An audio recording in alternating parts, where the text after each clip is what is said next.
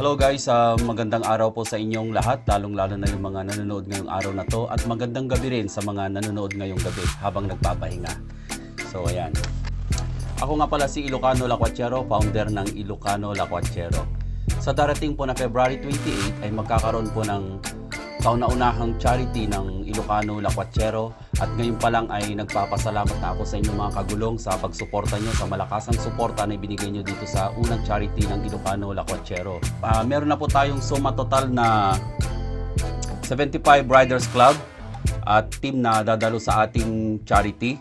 Salamat sa inyo mga kagulong sa pag-confirm sa pagpunta nyo sa ating charity sa February 28. And of course, nagpapasalamat din ako kay Liga ng mga Barangay President, Punong Barangay Eduardo R. Fermin, at saka sa kanyang SK na si Claire Badwa ng Salinungan West, San Mateo, Isabela. Maraming salamat sa inyo, Cap and SK Chairman. At syempre, lubos din ako nagpapasalamat kay Municipal Mayor Gregorio A. Pua sa pag-approve sa ating location sa Salinungan West, San Mateo, Isabela para sa charity na ito.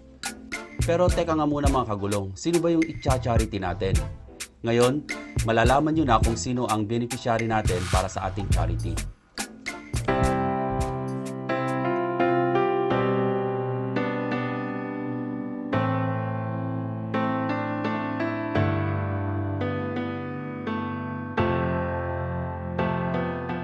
Sa Barangay Salinungan West ng San Mateo, Isabela, meron isang tao na lumapit para humingi ng tulong para sa dalagitan na may sakit.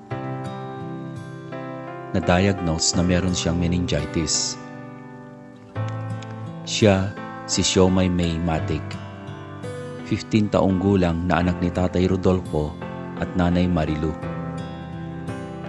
4 silang magkakapatid at si Siomay ang bunso.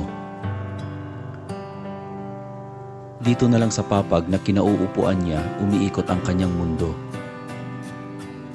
Siya'y masayahin at walang bakas ng kalungkutan makikita sa kanya.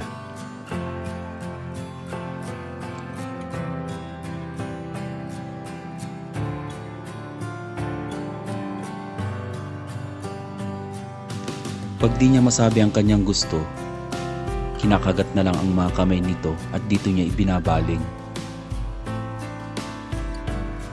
Normal naman daw noon si Siomay nung nasa edad 7 years old. Pero nung nagkasakit at kinumbulsyon, ay naging ganito na siya.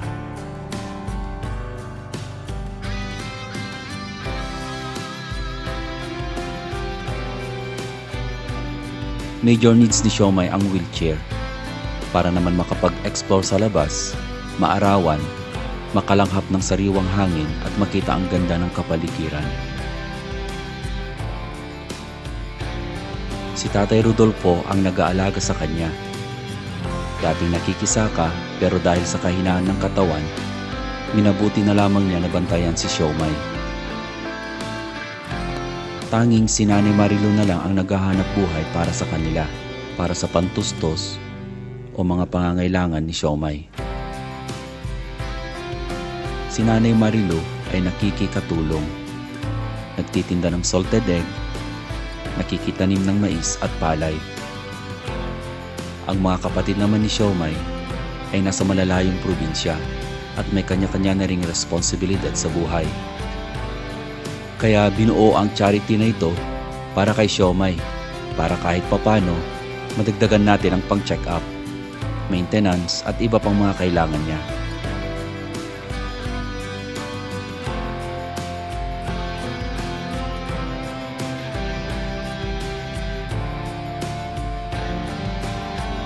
So ayan na nga guys, kilala nyo na kung sino si Siomay na ating tutulungan. Nakita nyo naman ang kanyang kalagayan at ngayon pa lang ay nagpapasalamat na talaga ako sa inyo.